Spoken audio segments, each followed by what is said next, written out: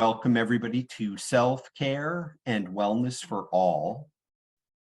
And that includes you as the worker.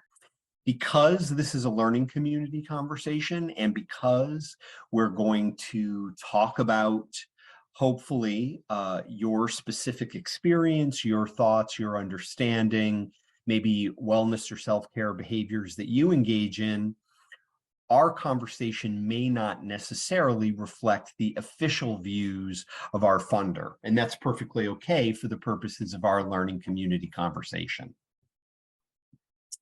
As we engage, as we talk with each other, we want to acknowledge that the language we choose to use during these conversations, the words that we use, they matter and they have power. And we want to be intentionally using language that puts people first, that creates a space of welcome, respect, and safety for everybody participating in the learning community conversation. And thank you for making the time and choosing to take the time to be here for this particular learning community conversation at this particular time. You are being invited, as you can see from the last bullet, to speak from the I. I believe this, I had this experience, I have this information. That if during the course of our conversation, you hear something that you don't necessarily agree with, or you have a different perspective or belief on, that's of course welcome. This is an active and a living learning community. What I would ask, though, is that you not interrupt somebody who's speaking and that you would give them the respect of being able to complete their point. And if you can, if you're able to, within the context of our 2 hours, if you could also be open to entertaining information or ideas that may not necessarily line up with yours or that you may not necessarily agree with. Ultimately, you'll make whatever decisions you make going forward after this learning community conversation.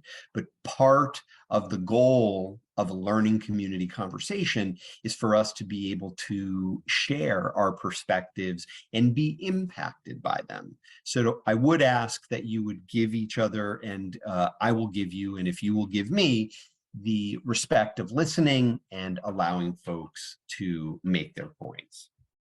Okay, good. Good. All right. So I'm going to go ahead and share my screen again, and let's take a moment and look at this particular disclaimer. So my role is to be a facilitator of this conversation, and my hope is, and my invitation to you is that you would consider, assess, and think about during our little less than 2 hours together now about your wellness and self-care activities and how self-care activities fit or don't fit into your life and into your conception and experience of wellness. Now, the reason I think it's important to make this particular disclosure is because, first of all, I don't have anything new to share with you during this learning community conversation. This is an opportunity for us as a learning community to focus specifically on this topic and really to revisit and review. I don't have any new technique to share with you, and ultimately only you can decide what your wellness, what your definition of wellness is, and what your self-care activities, how they fit within the frame of your particular life. So my hope is that this particular conversation will support and affirm any of the activities you're currently doing, and also help you to consider and think about, are there any things that you may want to refine, enhance, or add that would support and promote your wellness? So just keeping that particular disclaimer in mind, again, the purpose of this conversation is for you to have an opportunity, a supportive opportunity, and certainly supportive from me as somebody who developed this training and wants to support your wellness and self-care, but also as a learning community, a supportive opportunity to reflect on wellness and self-care.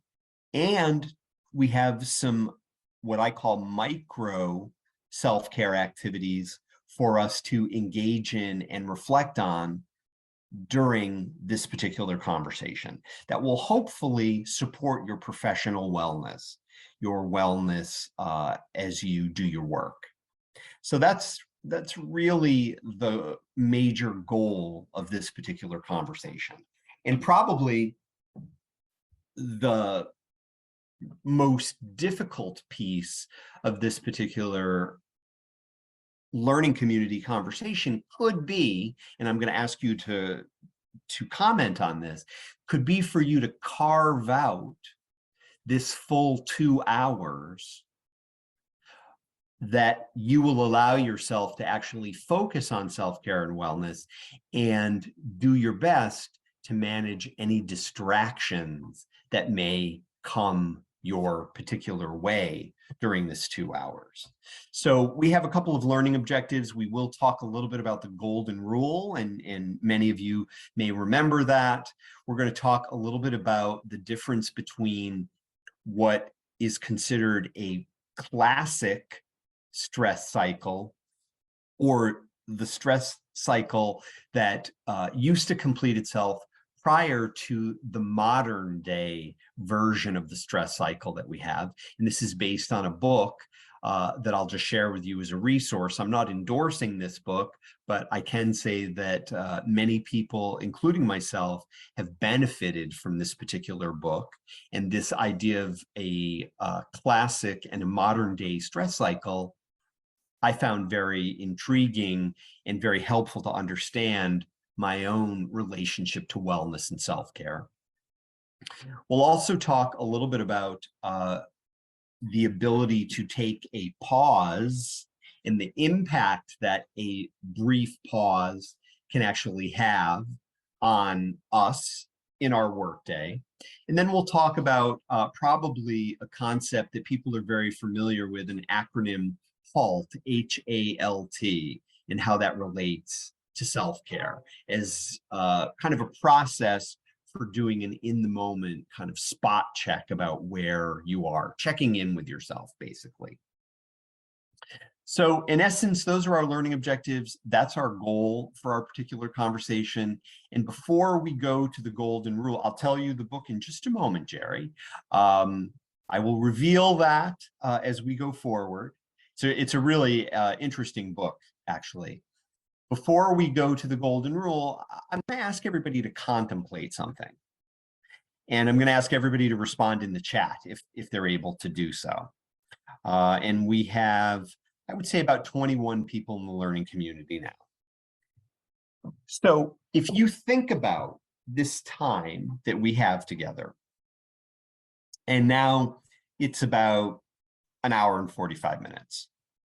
The thing I'd like you to just sort of reflect on for a moment and then guess for yourself that you will be able to, on a scale of 1 to 10, 1 being very difficult and 10 being absolutely not a problem.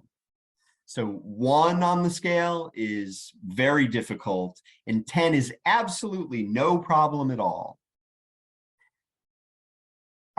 How likely are you to be able to I can see that smile on your face. I think you know where I'm going with this question, which is, how likely are you to be able to allow this hour and 40 minutes now to be entirely dedicated to you and your wellness and self-care without distraction? So how likely will it be for you? And thanks, Jerry, you've let us up. Jerry says 5, 4, 4.5, 4, 2, okay. And there's no judgment about this, folks. It's just how possible is it for you to allow this remaining hour and 40 minutes to be dedicated and focused on your wellness and your self-care. Now, I see that we have a spread from, at this point, from 3 to 8, maybe even a little lower than that.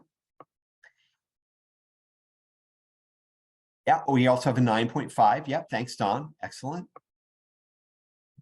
We have a 3. Okay. Okay.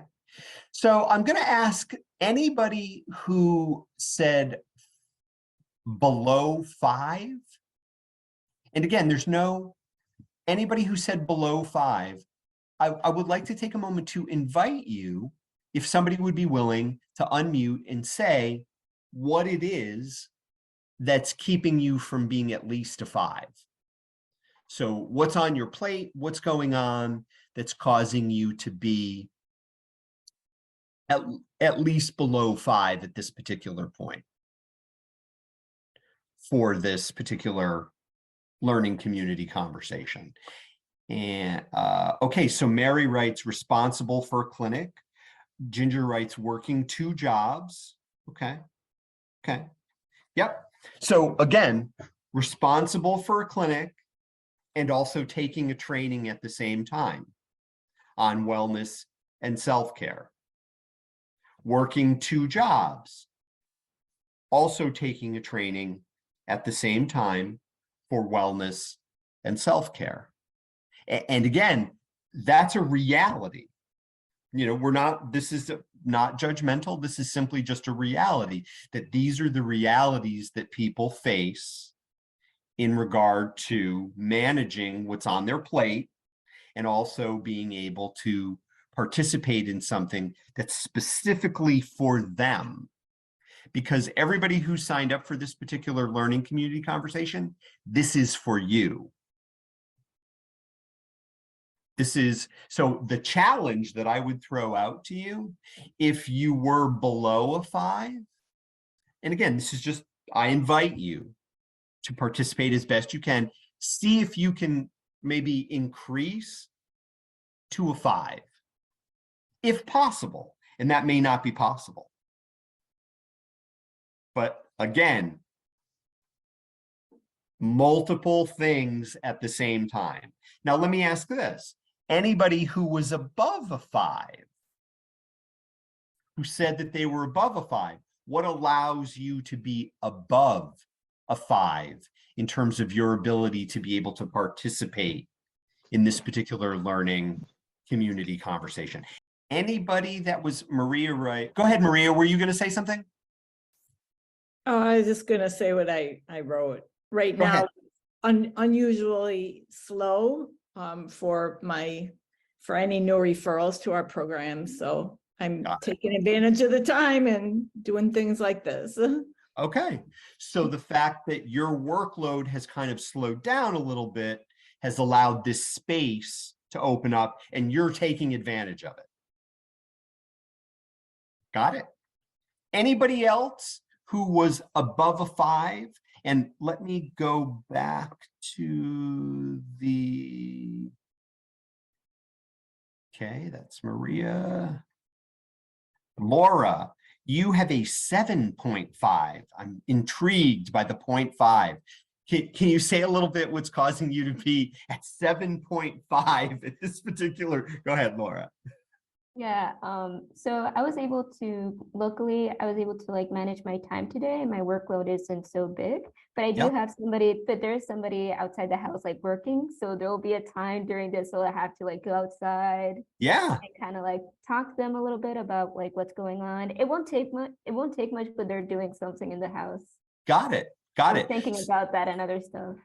Yeah. So, and you're acknowledging that it's going to take you away. You're going to have to go out and respond to them. You're also acknowledging that it's on your mind, that it's something that you're thinking about. Yeah. Fantastic. Fantastic. And let's see. And please tell me if I'm pronouncing your name correctly. Preeti? Yes, you sounded so right. Oh, good. Yeah. Super. Yeah. So you gave yourself a 6. Why a 6? Yeah, I have not that much work today, and I have this 1.5 hour. I finished my work beforehand. So if nothing emergency, I'm free for 2 hours. So. Got it. So emergency aside, you're available for 2 hours, and emergency could occur. But if someone suddenly come, then I have to, attend. Otherwise, I'm good. Understood. Understood. Thank you so much. Thank you. Thank you. Yeah, let's see. So folks, let me just clarify. If you were below a 5, I'm not saying that's a bad thing. All I'm saying is that it's important for us at this moment to take stock of how present you will be able to be and how much of this time you may be able to dedicate to yourself. Nicole, what do you think about that? Any thought, any reaction to that? My reaction is that I should have rated myself lower, because I'm thinking of attending this webinar, which I think is good and beneficial. And then I'm thinking of all of the other things that I have to do and guilt for not doing them. Work related, I'm working from home, so I have the home related guilt. I scheduled myself to eat lunch in like 4 minutes. And then I'm gonna have to turn my camera off, and then I have to go to my kid's school. So it's like all of these things always occur at the same time, and I need help balancing it, which is why I need the webinar. But then I also don't have time for the webinar either. Right, right. Thank you, thank you. So folks, let me ask you this, and we'll talk about this a little bit going forward. But let me ask you this in terms of your thoughts about what would help everybody to be right here, right now. And not for any huge extended period of time. You know, an hour and 40 minutes, a little less than that now, an hour and 40 minutes is an extraordinarily, it's a big amount of time, especially if you're eating your lunch in 4 minutes. So what would help everybody be here right now for this particular moment? So I see that some people are writing things in the chat. Dawn writes, we must reprioritize our time to increase our wellness. Okay, thanks, Dawn. Nicole writes, a personal assistant, house cleaner, chef, and nanny. Thank you, Nicole. That will be sent to you very shortly. I wish, I'm sorry, Nicole. I can't guarantee that. Maria, what do you think? What do you think would help us to be right here, right now? And somebody also put, and I want to make sure that I read this, somebody else put support from my team leads, meaning that your coworkers are on board with you having time for yourselves. Go ahead, Maria. What were you going to say? I just typed in, I'm a little preoccupied with how I can squeeze in making a bunch of Christmas cookies before. Yeah. So yeah, that's on your mind. Yeah. Yeah. What kind of sprinkles? I got to get all the supplies and the ingredients. Yeah. It's a stressful time of the year. Absolutely, Cynthia. And now that Maria has mentioned this, I'm a little preoccupied with what kind of cookies she's going to make as well. And I'm especially preoccupied with if I'm going to get any of them. I'm kidding. I'm telling you. And Dawn is as well. Send you some. Thank you. Well, I feel better already. So somebody else, Susan wrote, and Susan, I love that you wrote this all in caps. Susan wrote, stop doing anything else and focus, which again is very easy to write in all caps and really hard to do. Yeah, really, really, really hard to do. Excellent. Thank you so much for putting this out on the table, folks. And again, this is simply for you to be able to get a sense of where you are right now and what's preoccupying you. And I know Jerry wants to know the name of this book, and we are going to get to it. I promise you, Jerry. I will share the name of the book with you. I'm going to share my screen for just another moment. Well, actually, before I do that, let me ask this. Can anybody quote the golden rule? Does anybody remember what the golden rule is? And if you can quote it, go ahead and just unmute and share it with us. The golden rule. I'll give you a hint. The first word is do. Go ahead, Maria. Do unto others as you would have them do to you, something like that. Yeah, that's exactly it. Do unto others as you would have others do unto you. So the reason I mention that and I'm going to share my screen when I say this, is that sometimes when we are providing services and we are doing the work that we are doing, we may enter into that work with this particular, and I'm going to use this word, expectation that the people we work with might say good morning to us. And when I say the people we work with, I mean our colleagues as well as our clients, our participants, that they may show respect, that they may behave like adults, that they may do what they're told to do, they may say thank you. So we might have these particular expectations. And the question I want to pose to you is, having those expectations, what is potentially the problem with that? And I'm going to stop sharing my screen to just invite people. Mariella, what do you think? If we have those kind of expectations from the people we serve and the people we work with, what potentially could be the problem of that? And I see a smile building on Mariella's face, because I think she maybe has some thoughts about these expectations. I could be wrong, but what do you think, Mariella? And you would need to unmute to tell us. She's thinking. Yeah, go ahead.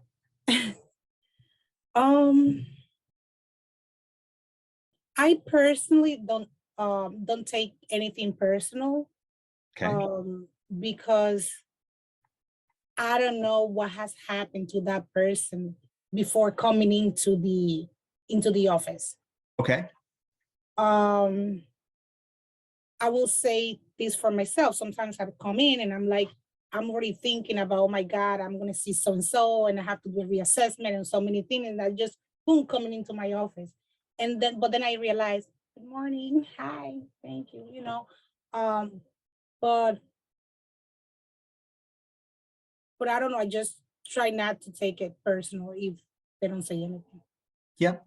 Yeah. And you're also acknowledging that you can't really know where they may be coming from. And sometimes you've even identified in yourself, like, I'm so preoccupied with this, I'm not sort of interacting. Yeah. Yeah. I don't know if you saw this, but Susan wrote in the chat, expectations can lead to disappointment. You are also prejudging behavior sometimes. Yeah. And I guess the thing I'd like to throw out is that as human beings, it's probably normal for us to have these expectations, and to have them, we probably are going to be disappointed because we don't know where this person is coming from. We don't know what happened to them 5 minutes before they sat down in front of us. So just keeping that in mind, and we may think to ourselves, well, okay, but the reason that our expectations could be unrealistic is because, let's say the client comes in and they're all annoyed because they wanted to wear their favorite pair of pants to the meeting with you today and they didn't get washed, so they couldn't wear them, or their day started with an argument, or they didn't sleep well, or they skipped breakfast, or they didn't have access to food, or they slept on the street, or they lost their medications at the shelter, or they have unmet mental health needs, or they had no money to take the train, or there were 10 million other reasons why they might not be able to fulfill our expectation. And we might say to ourselves, and again, I'll share my screen to say this, but we might say to ourselves, well, you know something, that may be true, but I didn't sign up for this. This isn't my job, and I'm not trained or paid to do this. So before we go to the book, let me just say this. Regardless of our expectations, regardless of whether we are disappointed or not, our wellness and self-care is still our responsibility. And again, Mariella, you make an excellent point. Part of the way you manage it is I don't take things personally. because I'm going to acknowledge, and that's hard sometimes. It's hard not to take things personally if you're doing everything you possibly can to help this person and they don't treat you with respect, or they don't follow through on something that they said they would follow through on. And that can be really hard to manage, that disappointment. And it is our job to manage it, because we want to be able to continue to provide the best services possible. And because we want to be able to stay as healthy as possible, emotionally and as well as physically. Okay? So just keeping that in mind in regard to, regardless of our expectations, whether they're met or whether they're not met, we're still responsible for managing whatever comes up for us. And that is a process, and it's a unique process for each one of us. How Nicole manages whatever may come up for her may be very different than Susan, may be very different than me, because our needs are different, our resources are different, our supports are different, but we share the same goal. We all want physical and mental health for ourselves, and we want to be able to provide services to the people we provide services to. And, you know, Mariella, you make me want to add this. We want to be able to interact with the people we work with in a way that is going to be beneficial for everybody as well. Okay. So, drum roll, please. Here is the book that I mentioned, and it's called Burnout: The Secret to Unlocking the Stress Cycle. It's by these two sisters. And again, I throw this out for you to consider because burnout can be one of the biggest deterrents to the success of our professions, because there's turnover, people leave, and also the success of clients reaching their goals, because providers become so depleted that they begin to defend against either their disappointments in the work, or they begin to defend against the stressors of the work and the people they're working with, and then they're not able to continue to provide effective services. So this burnout is a very serious dynamic. And one of the things that they suggest is that there is this natural process that human beings have as a way to manage stress. And they've kind of identified this classic model, and then they identify a modern model. And I'd like to share the classic model with you. So they say there's a stressor. And in the example they give, the stressor is this lion, let's say. We encounter the lion, we have a reaction to it. And then we have an impulse. We either fight, we either flee, or we also could freeze. And then there's another one that can be added that some people have talked about, especially in terms of how people interact. It's called fawning or people pleasing. I don't think you do that necessarily with a lion, but there can be 4 sort of natural reactions: fight, flight, freeze, or fawn. So we have whatever reaction we have, and then we get moving. We physically run away from the lion in this classic version. We get to a place of safety where we can tell the story to the people in our community, and then we're able to move forward in our lives. And what they suggest is that this is a classic response to, in this instance, a life-threatening stressor. And again, there's the reaction, there's the physical running away, the physicality, there's the getting to a place of safety and recounting the tale, integrating what happened into your experience, and then moving forward. Now I'm going to pause here and just ask, does anybody have any thoughts or any Priti, what do you think about that? What do you think about that natural cycle? The stressor, the reaction, the physical moving away, the getting to safety. Any thoughts or any reactions to that?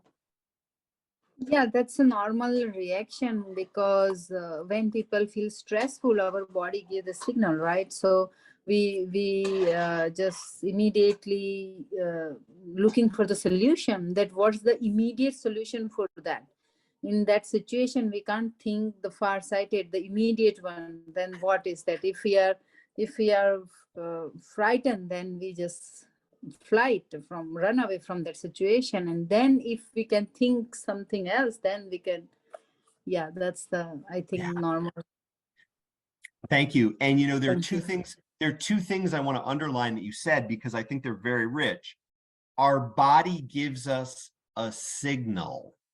Mary writes, this discussion is reminding me of emotional intelligence. And Mary, would you like to elaborate on that? Would you say a little bit about that? I actually just started reading with my team. I have like a book club, and we're reading Emotional Intelligence 2.0, I think is the title. Okay.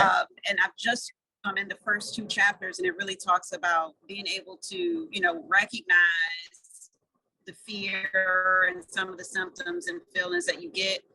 And then rather than allowing that to force you into a certain response, taking time to kind of think through how you would navigate that situation. Okay. So when you started talking, that's immediately what I. Thank you, Mary. You actually just muted yourself, but good. Thank you. Yeah. And Maria, do you know, I've read that book, Waking the Tiger. Do you want to say a little bit about that? I didn't read the whole book. Okay. But it's all about healing from trauma because you're able to process it. And unlike natural animals who go through this biological process where they really shake off their experiences, a lot of times humans don't have that opportunity, so it stays stored. Right. It comes out in all different ways. Yes. And that's for us as providers, as well as the people we provide services to. So that trauma, those experiences get trapped in the body, and they have to be acted out to some degree. They have to be physicalized out and then integrated. And that's basically what these 2 women are saying too, and that there are strategies as to how we can do that. So Jerry, just so you know, that's the title of the book. Okay, excellent. And the Waking the Tiger book is also really good too, because that specifically focuses on trauma. Yeah.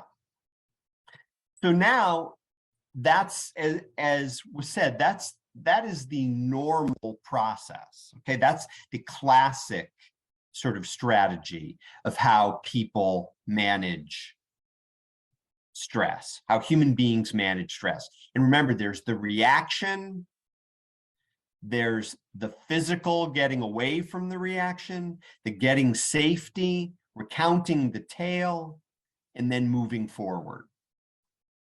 Now, what they suggest is that there is a modern day stress cycle. In this, the stressor they're showing as a supervisor.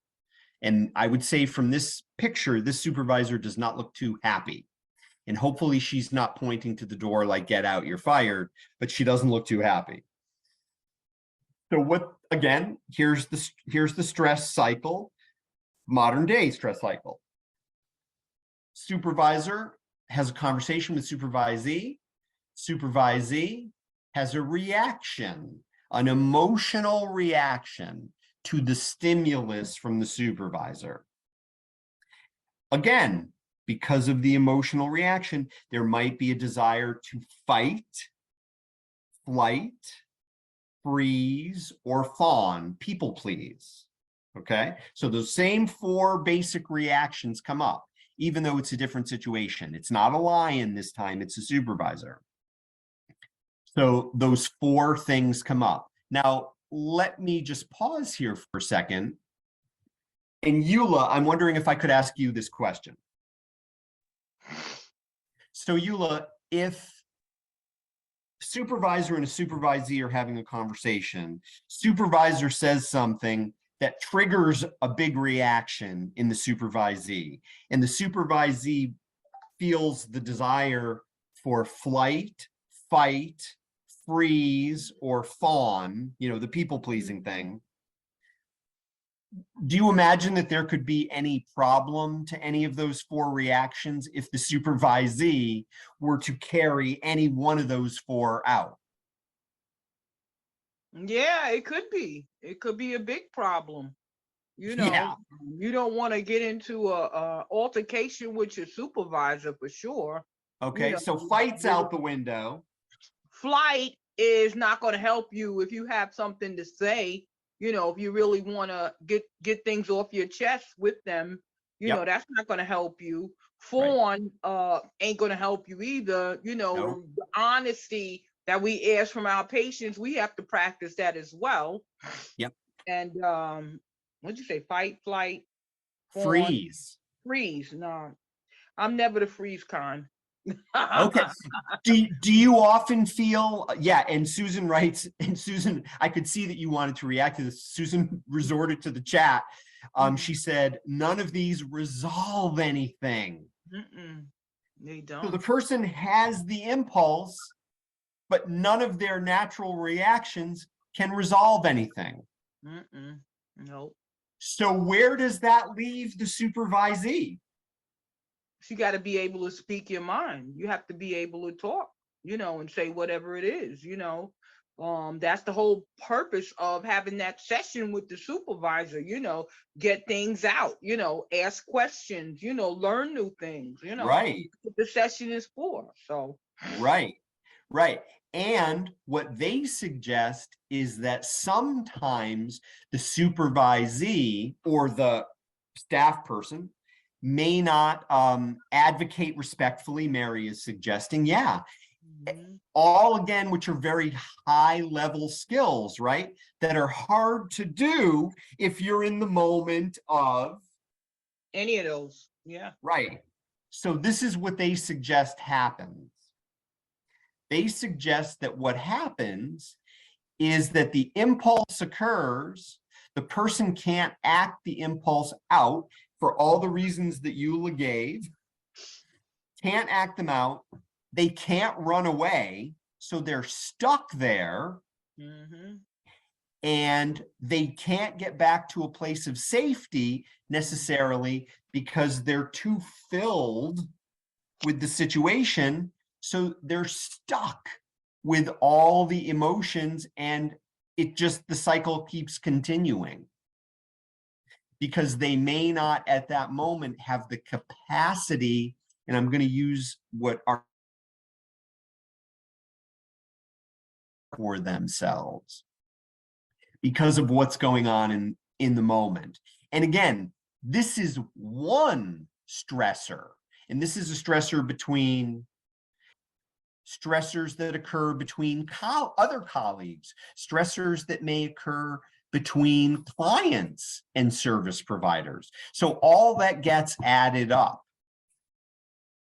And what do you think the outcome of all that unexpressed or unresolved, what do you think the outcome of all that unresolved sort of what's being, Eula's like, no, this is not good. What do you think, Eula? What do you think? What's the result? It's really not going to be, if you encompass all of those things inside of yourself and you reach that boiling point, as they say, It's not Yes. going to be a good outcome because it's just built up for too long. Things haven't been expressed properly, you know, and haven't been addressed. And you can't keep that inside of you. Eventually, it's going to spill out. And it's either going to spill out on the supervisor or it's going to maybe spill out on the patient, you know? Okay. Okay. So that's spilling out. Potentially, it's going to go off in the wrong direction, so to speak. Yep. Yep. A displacement is possible. Jerry also typed in the chat ulcers. So the person may have physical symptoms.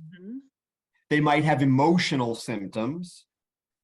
Okay. And I saw that some other people wrote some things in the chat too. Frustration and stress. You come out sideways. Yes. Yeah. Maybe the result will be resentments. Absolutely. Oh, and Maria, and I bet you're not alone in this, Maria. Maria wrote in the chat, I tend to bring the thoughts home with me. So they start to impact your home life. Now, again, we're not talking about anything that none of us don't understand intellectually. Like, we get this, right? Something happens and we need to manage it. I guess, and Susan, if it's okay, can I ask you to unmute? Can you respond to this? Okay, I'm unmuted. Got it. So Susan, and I want anybody else to jump in on this too. So if anybody else wants to say something. So Susan, given that we know this intellectually, like we're not talking about anything new. We know it's either going to spill out, and I love the way Eula put that. It's either going to spill out at somebody else, it's going to make us sick, or it's going to affect our home life, which is not our work life.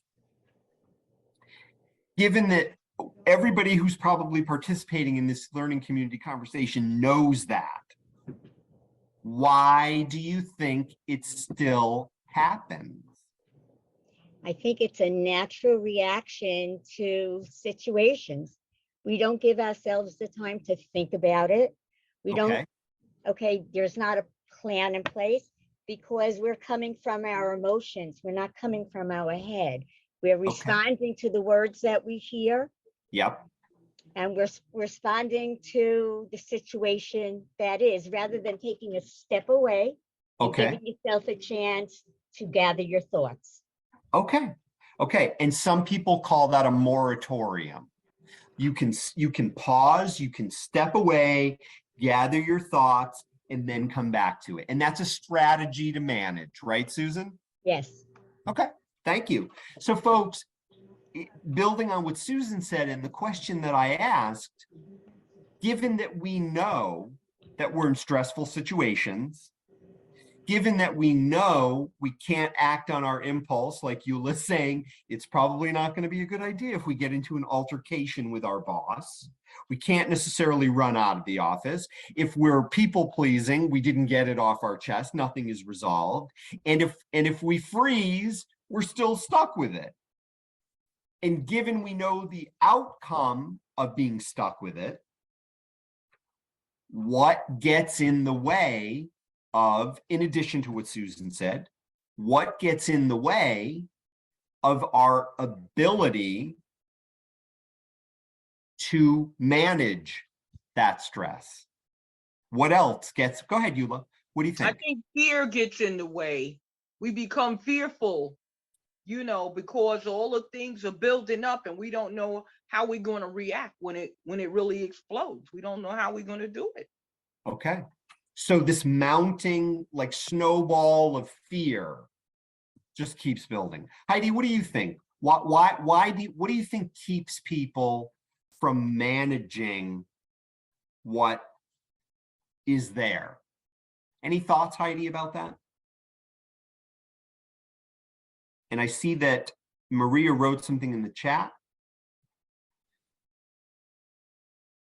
And Yelsinia did as well. So let me look at what folks. Maria writes, my own personal trauma history impacts how I internalize experiences. Maria, thank you for sharing such a personal detail. And it's important to know that about ourselves. If we have our own experience of trauma or intergenerational trauma or historic trauma, that's going to to impact how we respond to things. And we might have unique triggers to things as well. Yesenia writes, retaliation from the supervisor. Yes, fear of that if we try to manage or resolve the situation, there are actions that are going to be taken against us. And yet, whose responsibility is our wellness and self-care? I'm pointing at me, not you. It's my wellness and self-care is my responsibility. Yeah. So again, everybody knows that intellectually.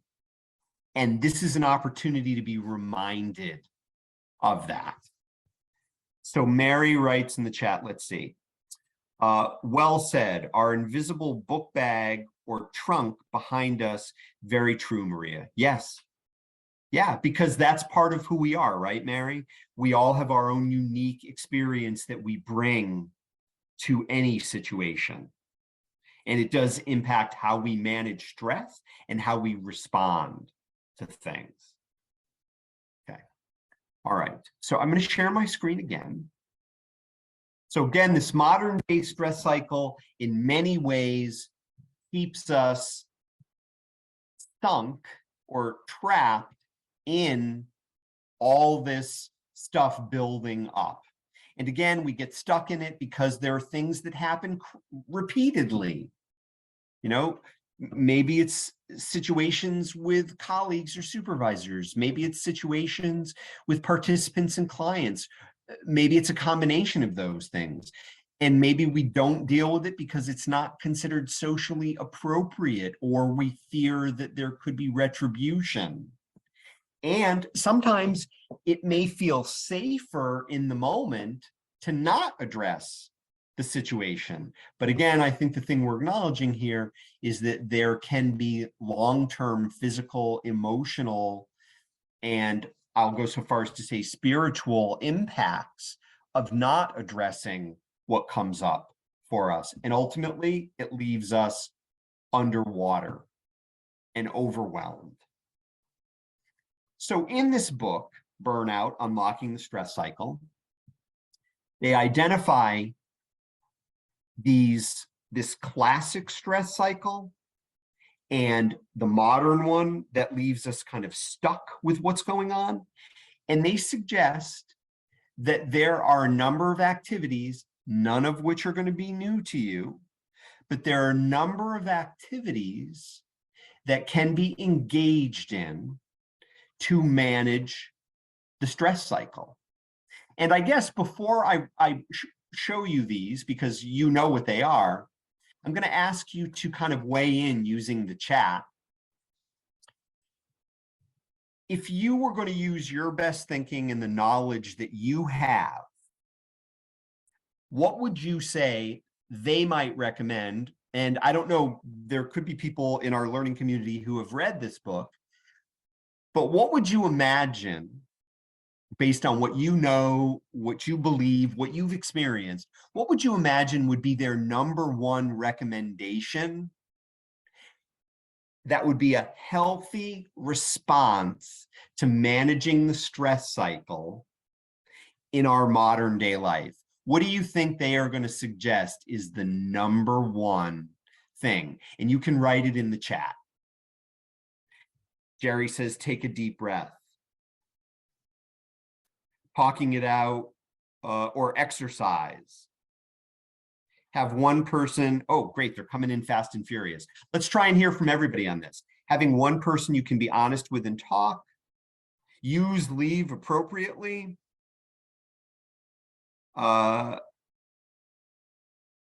Jamie says to back before responding. I'm not exactly sure what that means. Journaling. To think. Thank you, Jamie. Thank you. I didn't know exactly what you meant. Having a social life and exercise. Thanks, Ginger. Meditation. Okay. Think before you speak. If angry, take a sick day. Thank you, Eula. Take a moment. Mindfulness. And again, Heidi, that take a moment, sort of like taking a pause. Taking a moment before you go forward or before you say what you're going to say. Laura says mindfulness. Okay, take a deep breath, Cynthia says, okay, anybody else want to get in on what they think the number one? And I'm gonna ask you to, I'm gonna throw out one additional clue.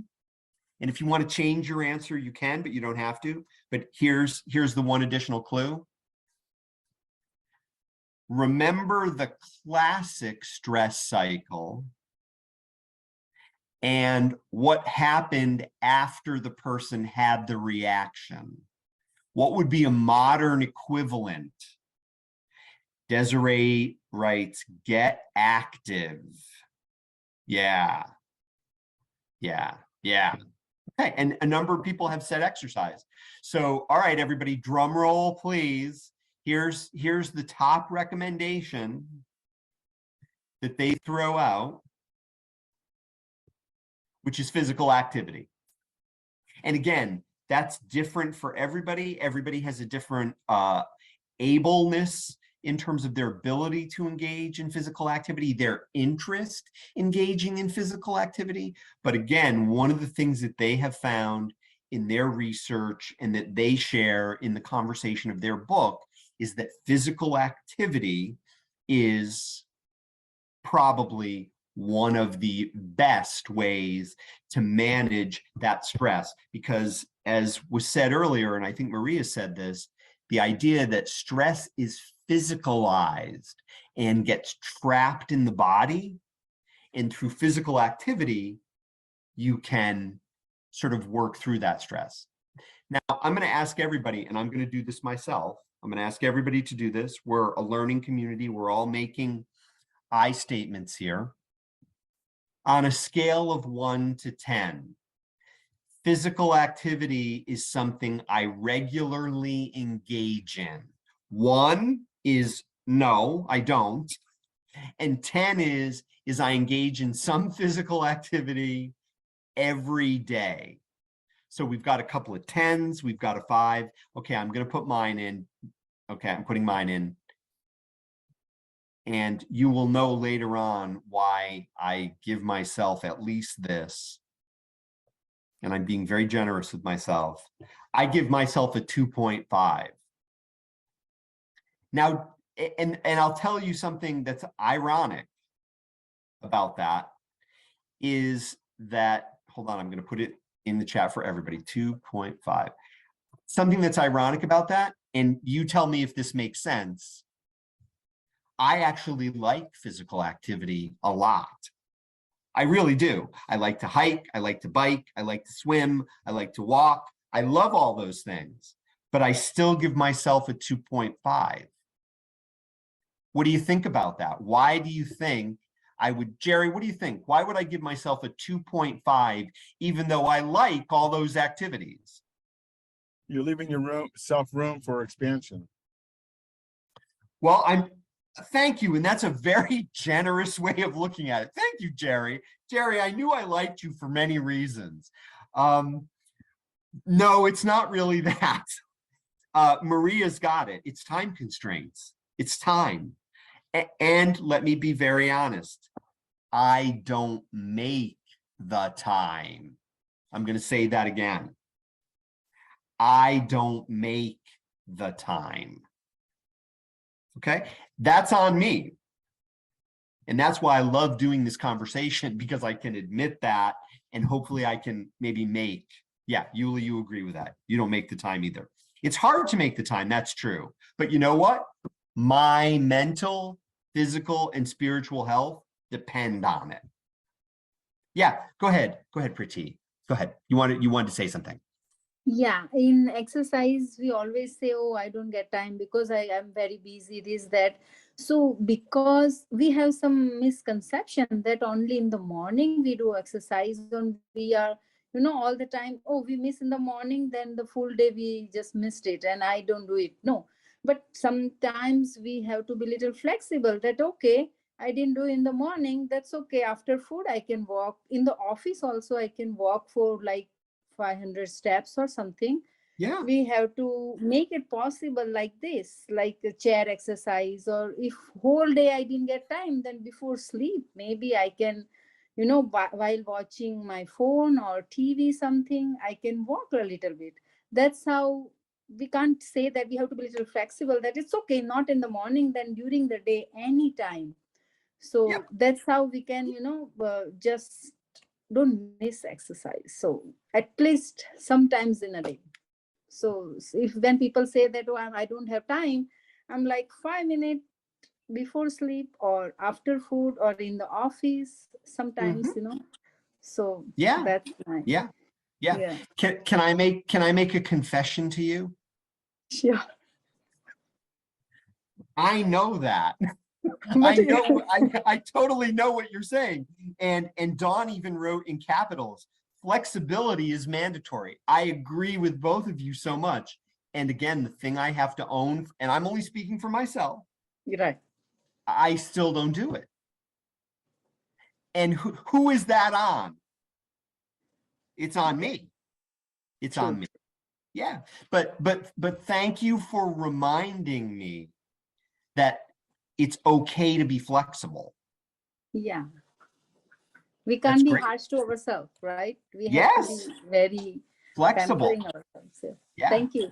Yeah, thank you. And Susan also acknowledges, and Susan, thanks for adding this too, that it also depends on what we prioritize, what we see as important or the priority. Laura writes, I think prior bad experiences with physical activity can be a factor as well. Absolutely true, Laura. If you've had a negative or traumatic experience with, or if you were hurt in some way or harmed, absolutely. Absolutely. That can impact all of it. And each one of us, go ahead, Laura, did you want to add something? Yeah, I just think about Please. like sometimes, like for example, at school when you have like, I don't know people's experiences, but when I think of like exercise, it's not all bad, but I partly think of like when, I don't know, maybe like the boys in my school will turn it into like a competition. And I wasn't very good at sports. So it's just like, there's always that part. It doesn't have to be bad. Like it doesn't have to, because there's a lot of different types. But the thought always like crosses my mind. Absolutely, because that's part of your experience. Mhm. Beautiful. Thank you. And again, Laura, thanks for giving that example, because let's say, Laura was my therapist and we were having a conversation. And one of the goals that I was entertaining was trying to incorporate some sort of physical activity on a consistent basis into my life. It would probably be pretty useful for Laura and me both to know that that was my history and that was an experience that I brought to the table. And that would be that ability to reflect on what is getting in the way of my attempt to achieve that particular goal. So again, Laura, thank you for giving such a good example, because it's really important. It can be very easy to say to somebody, well, since you can't do it in the morning, maybe you can do it in the afternoon. And maybe that's not the thing that's the barrier. Maybe the barrier is something else. Yeah, and it's not, and I wouldn't say that stops me, like, period. I think I'm just bad at managing time. But also I think about people that might like to go to the gym, that they might be like intimidated by other people there. Yeah, absolutely. Again, very, very unique and very complex to each and every one of us. Not a problem. Okay, so perfect. Okay, so good. So folks, I'm going to share a couple of these others, but I did want to underline that physical activity was the one. Now, what I'm going to ask everybody to do after I name all the remaining ones, I'll ask that you pay attention to all the other ones. Which one, and we'll set physical activity aside for a moment, but of the other ones that I'm naming, which one are you most likely to gravitate toward? And I'm going to ask you to pick just one, and I can tell you which one I gravitate to, because it is an area that I use very consistently, actually. I wish I was consistent with my physical activity, but I very consistently use this other particular area as a way to manage my stress, so that my mind and body and spirit can continue to do the work that I do. So I'm going to name these other ones, pay attention, and then I'm going to ask everybody to use the chat to put the one that they next gravitate to or are drawn to do most. So the next one on their list is connection and positive social interactions, laughter, sleep, meditation, and rest, and they kind of put those all together. Creative expression, affection, and again, that can be from other people. It can also be from loved and cherished creatures, pets that we have. Sometimes simply crying, being able to allow ourselves tears, let ourselves have tears. And we'll get to that. So again, I'll just quickly review these. Crying, the big old cry, affection, creative expression, sleep, meditation, and rest, laughter, connection, and positive social interactions. So we'll come to this slide in just a minute, but let me ask you this, and I'm going to type the one, yeah, and people are doing it already, fantastic. So you're typing the ones in that you feel you gravitate to most next. Wonderful. Okay, so laughter, sleep, meditation, and rest, laughter and affection. Okay. Social interaction, laughter, affection, rest and isolation, social interaction. Yes. Yes. Now, it's interesting. I'm going to ask and Maria is also still acknowledging physical activity, which is wonderful. I'm going to ask everybody who put social interaction, could you distinguish, is that social interaction with people at work or outside of work or both? So anybody who puts social interaction, is it people at work, outside of work, or is it both? And Susan has just identified outside. Dawn has identified outside. Both, Laura notes. Okay, yeah. Both, okay. Thanks, Maricela. Okay. And again, it's important to distinguish between those two. So I'm going to respond to the one that I gravitate to most next, which is creative expression. And it's funny, I find that through a lot of different means. I'll give an example. I love to do woodwork. So this year I made some wooden Christmas decorations that we have around our house. I also like to take things apart and fix them. So sometimes I'll go and work on a project like that for a couple of hours, and I don't think about anything other than what's right in front of me. So it's very unique to sort of my interests and my particular tastes. So none of those strategies are new. And before we move forward, I'm also just going to ask, if you think about all those strategies,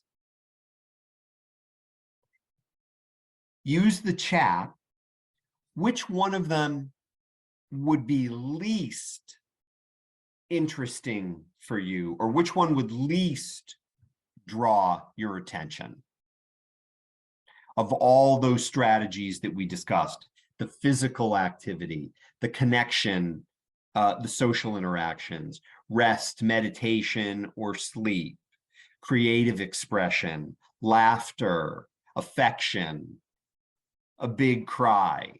Which one of those would be least interesting to you? Yep. And again, these are very unique to each one of us. Yep. Yep. Like Cynthia and Maricela are saying that creative or creative expression would be of least interest to them. And that's often the one that I jump to, as you know, first. Number of people have noticed crying is not one that would be of biggest interest to them. Again, a very unique, we all have a unique experience, a unique take on these things. And Laura, thanks for really putting that on the table with physical activity as well. So I want to go back to this particular slide, and I'm going to just let you look at it, but I'll also read this quote, and then I want to just get a sense of what your thoughts are about this. Wellness is not a state of being, but a state of action. I'm going to say it one more time, and then I'd be very curious to hear your thoughts or your reactions to this. Wellness is, and it's also a quote from the book, by the way. Wellness is not a state of being, but a state of action. What do you think about that? Mary, what do you think about that? What do you think about that quote? Wellness is not a state of being, it's a state of action. Mary's unmuting. I think it just really means that when you think about the perspective of wellness, it's an active activity. It's not something that is passive. That's immediately what I thought. Super. So it's definitely not passive, it's active. Jerry writes in the chat as well, you have to work for it. And Jamie writes, because you have to do the wellness, it has to be done. Yeah, absolutely. I love that quote. And I love the picture of it too. You know, I like biking. So the fact that she's on a bike, and Susan is also acknowledging that wellness is a choice. And not every, that may not be a priority for every person, but it is a choice. It can be a choice. Excellent. All right. So folks, let's shift gears slightly. Share my screen again. No pun intended of shifting gears. Laura writes, wellness. Yes, Laura, I'm so glad you said this. Wellness can fluctuate. Some days are better than others. Now, Laura, I'm going to stop sharing my screen because I can't let that very important point go by without inviting you to elaborate a little bit on that. No, I was just thinking that, yeah, it just kind of reminded me of maybe like this graph that's like when people are in this wellness of like maybe healing or like mental health, like it's not perfect all the time. Like Right. Some days you feel really good and some days are just really bad. That's just what I said about. Yeah. Yeah. And I'm thinking a little bit of what Preeti said before, the idea that we have to be willing to be flexible around that. Some days we're going to be more kind of open to engaging in wellness and self-care activities. And then other days we may not be. And that may be exactly what we need on that day where we're not doing that.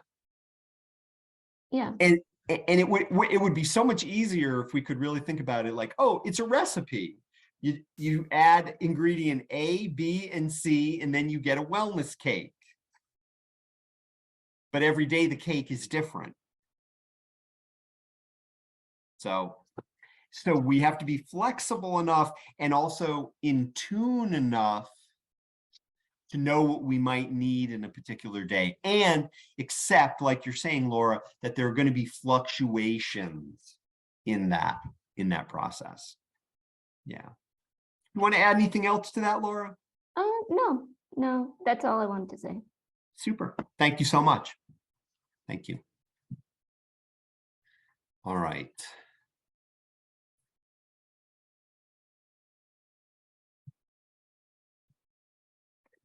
So you can see a picture in front of you here. And if you know what this is a picture of, go ahead and type it into the chat. And if you don't know, but you want to guess, go ahead and type it into the chat.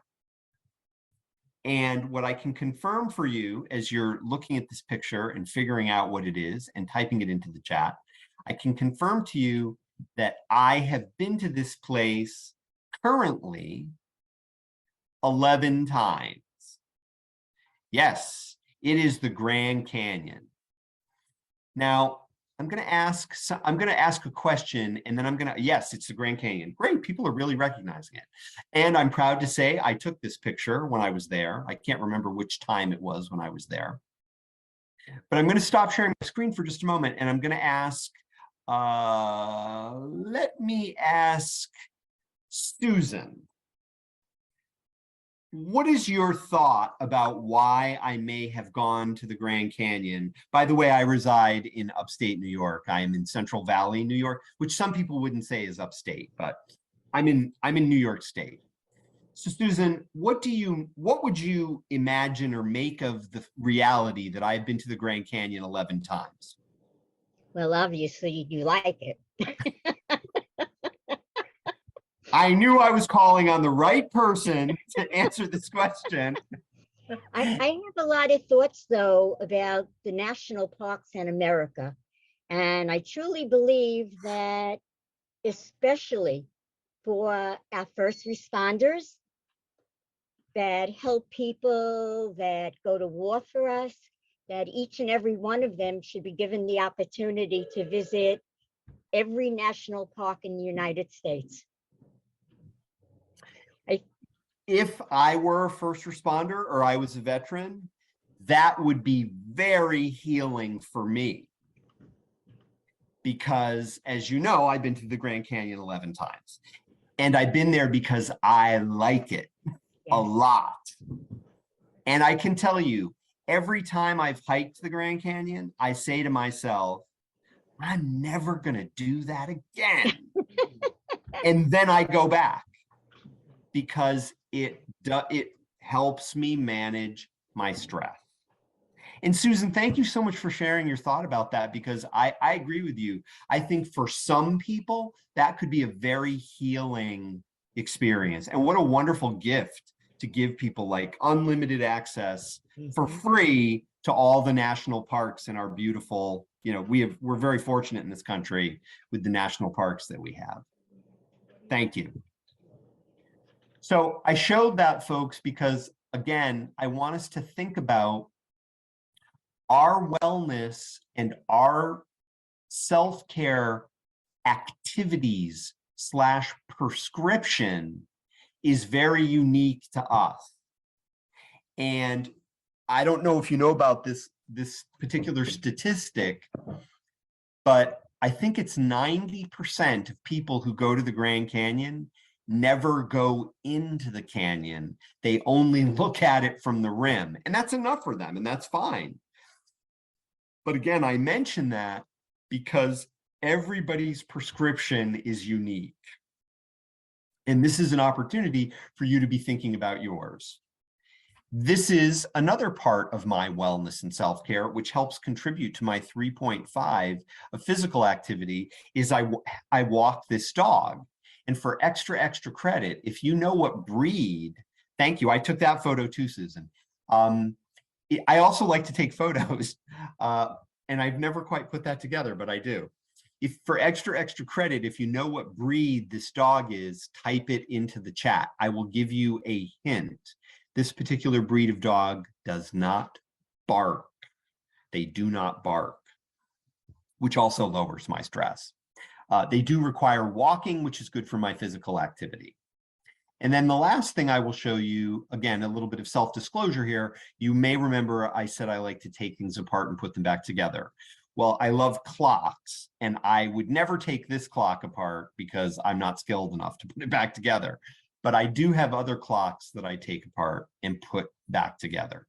I shared these 3 things with you about myself because I want you to be thinking about wellness and you.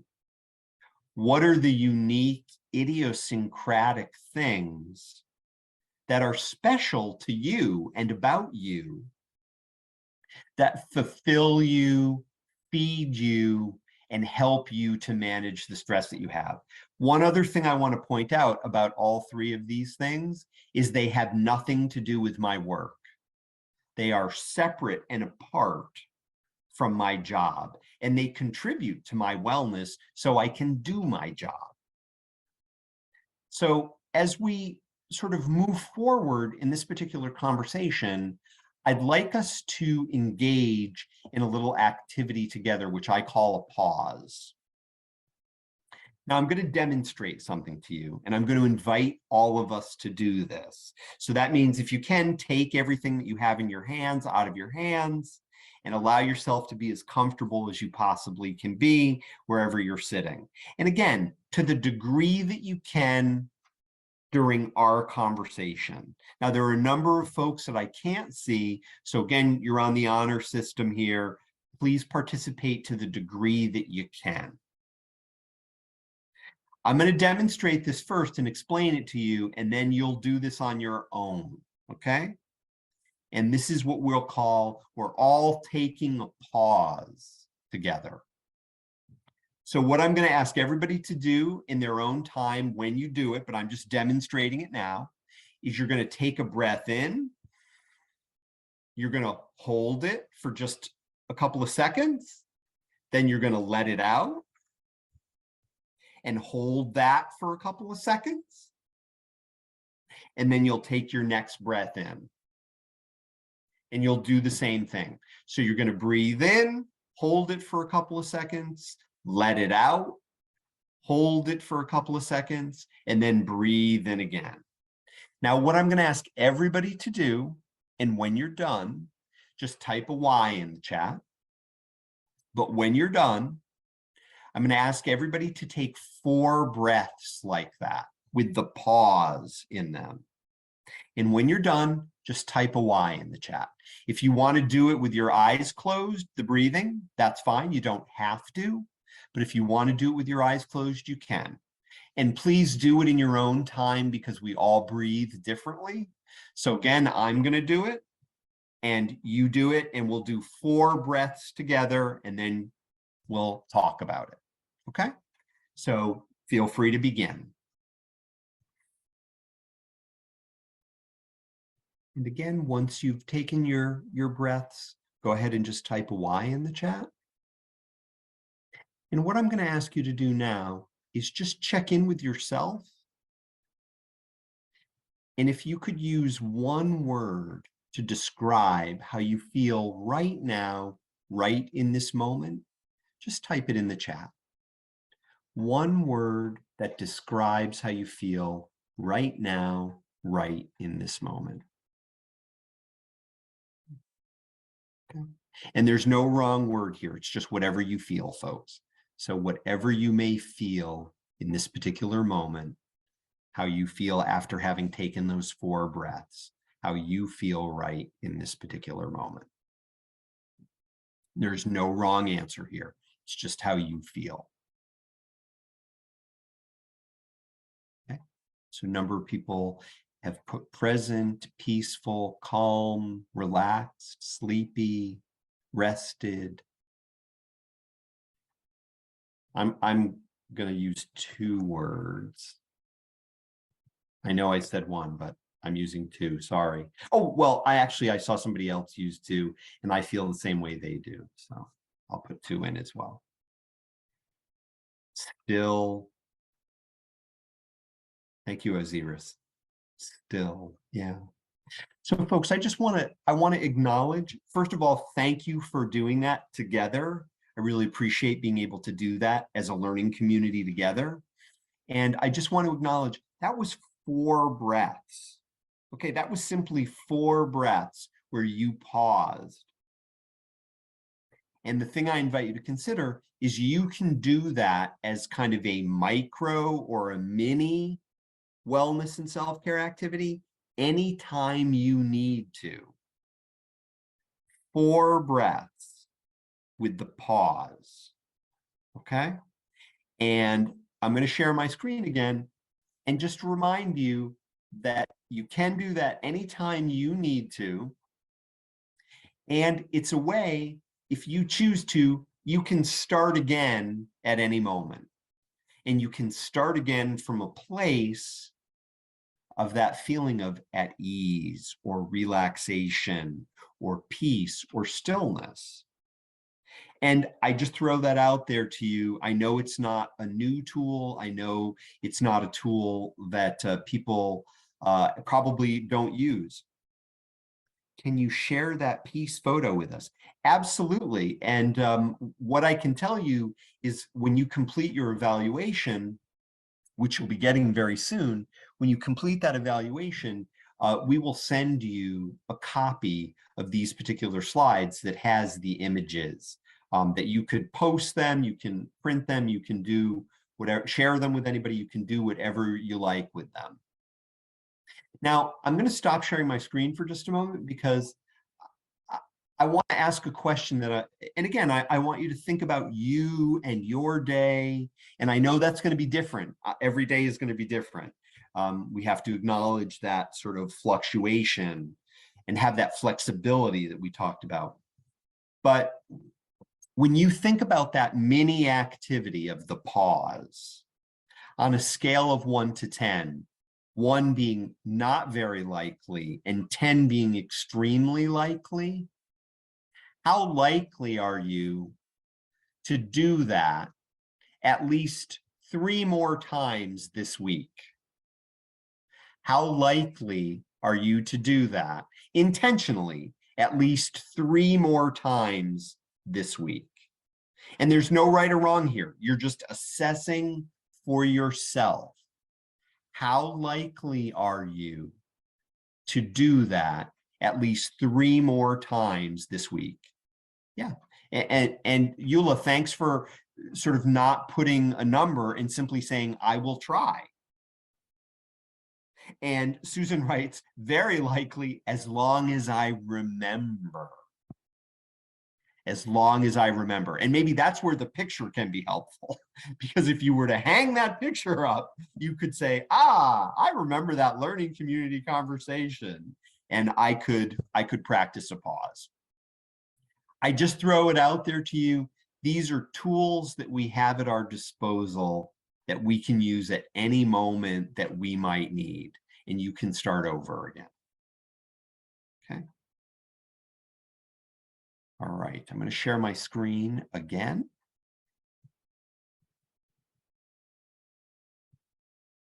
So another tool that we can use is intentional focus on specific areas.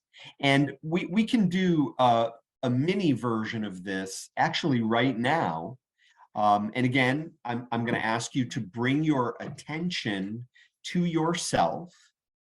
And I know, again, that can be challenging depending on what's going on. But what you can do is you can do this mini inventory where you say to yourself, am I feeling any stress in my body at this particular time? And you do a scan. And it can take longer because you can start from the bottoms of your feet, move up to your ankles, your calves, your knees, your thighs, your pelvis, your belly, your chest, your arms. You can do a scan of your body, or you can generally say, am I feeling any stress in anywhere in my body at this particular point? You can pause and ask yourself that. And if you are, you can send your breath to that part of your body and you can release the stress. Another tool is you can focus your attention on your thoughts. What's in my thoughts right now? What keeps coming back to me? And I know that a couple of people mentioned that they had some things on their mind, or they had work people that were coming, or they had other things that they kind of kept drawing their attention. And you can simply focus on those thoughts and you can say, okay, I know that this is something that keeps trying to take me out of the present. And I will deal with this when I can deal with it. And I'm going to be present right now. So you can simply scan through your thinking. What are the thoughts that are going on for you right now? And then the third one is your emotions. What am I feeling right now? Am I anxious about something? Am I feeling that anywhere in my body? Is there some emotional need that I have right now that maybe I need to get met? So again, this is another micro wellness and self-care activity that you can engage in, where you specifically are scanning your body, your thoughts, and your emotions, and you're attending to them and or letting yourself know you will attend to them when you can. So you can ask yourself also, this is another kind of scan, am I hungry? Am I angry? Am I lonely? Or am I tired? It's another variation on the scan before. But if you are hungry and you can, one of our colleagues mentioned at the early part of our conversation, well, I've scheduled 4 minutes to eat lunch, or I've scheduled eating lunch in 4 minutes. I wasn't sure exactly which it was. But again, if you have hunger, you can take an action to meet that. If you're angry, is there something you need to do to address that? If you're lonely, is there something you need? If you're tired, and if you can't address the need right now, you can at least acknowledge it and agree with yourself that you'll address it later. So again, these types of scans can be very useful to allow you to bring yourself to be present in the moment. So a couple of key messages to take away, and never forget that your self-care, your wellness is really the key to a satisfying, hopefully, and fulfilling life, and your ability to be effective in the work that you do. So first and foremost, we need to acknowledge that the work that we do does have an impact on us. Hearing people's stories, being present to people's trauma, be interacting with folks wherever they may be coming from, all of that has an impact on us. And to ignore that or not acknowledge that impact, I think we run the risk of burning out. And as Eula said earlier, and I really appreciated the image of that, everything that's built up could spill out in the wrong place and cause further stress and problems for us. Know where and how stress manifests in your body or in your reactions or interactions with other people. I don't know if you've ever noticed this, but I do notice that when I'm stressed out, if people ask me a lot of questions, I start to give them really short answers. And I start to feel very overwhelmed. And I can tell by my response, Paul, you're stressed out. What do you need to do? What do you need to do to take care of yourself? Also, reminding yourself not to do this work alone. And that's challenging because some of us do work alone, and we can reach out to trusted colleagues. If we have supervision, we can use that supervision. And if something is going on or if something has happened, again, like in the classic stress cycle, we can seek somebody out to talk through something with them. Or if we have supportive group supervision or group therapy, or if we engage in therapy, we can use that as an opportunity to talk through something, to get it off our chest, to let it out in a way that's not going to harm ourselves or anybody else. Also, if you need time away, take it when you possibly can. And making sure that you use, I don't know if anybody in this learning community conversation has ever lost vacation time. Well, I can tell you I have, because I haven't taken it. And that's not the best way to learn that I need to use my vacation time, by losing it. Yes, thank you, Jamie. I knew I wouldn't be alone in that, as somebody who's lost vacation time. Also, some programs, some organizations have employee assistance programs and other employer-sponsored benefits, paid sick days, things like that. Folks, these are resources. Helpers use resources too. You're not selfish. You're not bad. You're not doing your work. if you use these resources. So keep in mind that if you have these resources, they are available for you to use. And if you feel huge barriers to using these resources, talking that through with somebody else can be really helpful. And again, I know it's easy to get caught up in the idea that, we're the helpers. We're not necessarily supposed to, but if we want to remain effective, we need to use whatever resources we have to be able to do that. Yes, absolutely, Heidi. Thank you. Vacation time is very important. And you love the cruise. Yes. Understandably, I've been on cruises too, and I like them as well. And again, I'm fortunate. I have paid vacation time, and it affords me the opportunity to be able to do that. Not everybody does that. Not everybody has that. So we have to, of course, access the resources that we have. Pursue outside work fulfillment, meaning that, and that's why I asked earlier, the people you socialize with, are they from work? Are they outside of work? Are they both? Reminding ourselves that there are things outside of work.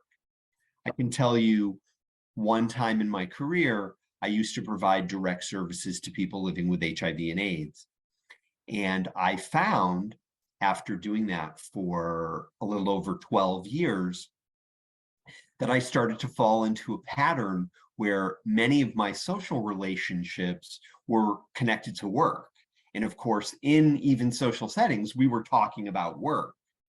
And I really needed to build in some outside work fulfillment and connections with people outside of work. So again, these are just some of the self-care keys.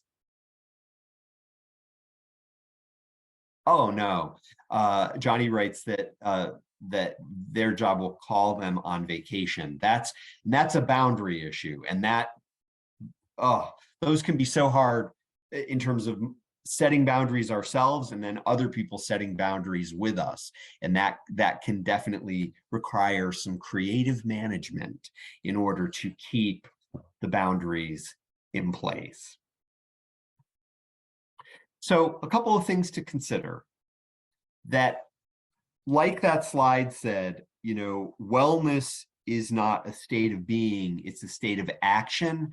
I like to think of this scenario, which I borrowed from a recovery movement, that we can't really think our way into a new way of acting. We have to kind of act, we have to take actions. It's active, like Eula was saying.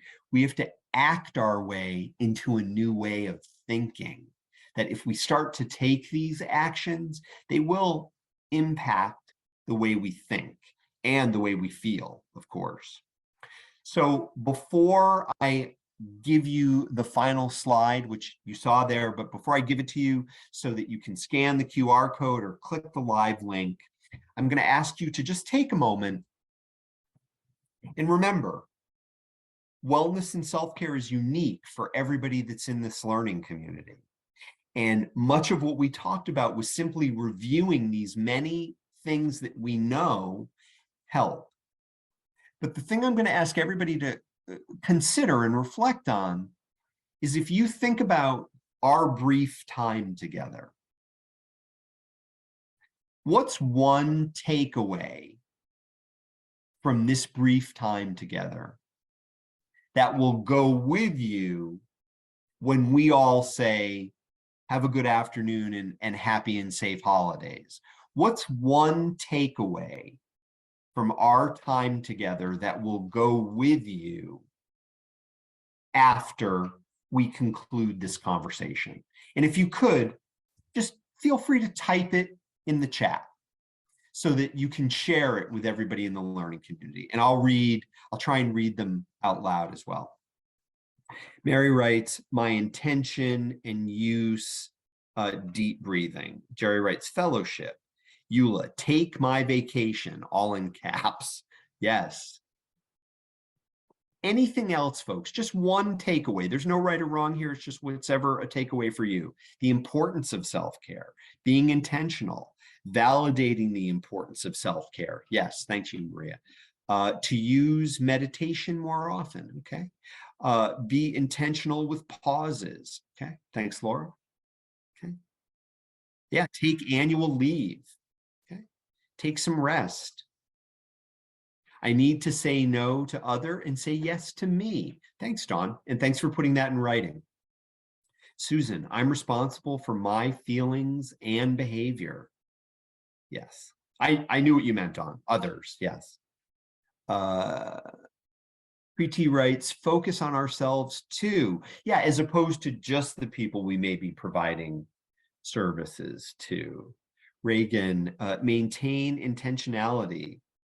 Maricela, importance of self-care and vacations. Heidi, take my time. Osiris, think about myself more. Yeah, wonderful. Folks, again, I want to thank you so much for being part of this conversation and for participating in it. Susan writes time management. Okay. Okay. So folks, I'm going to show you the last slide. And before I do that, I just want to say, again, thanks for being here.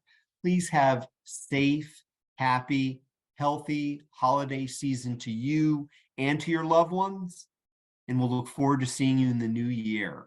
So all the best and take very good care.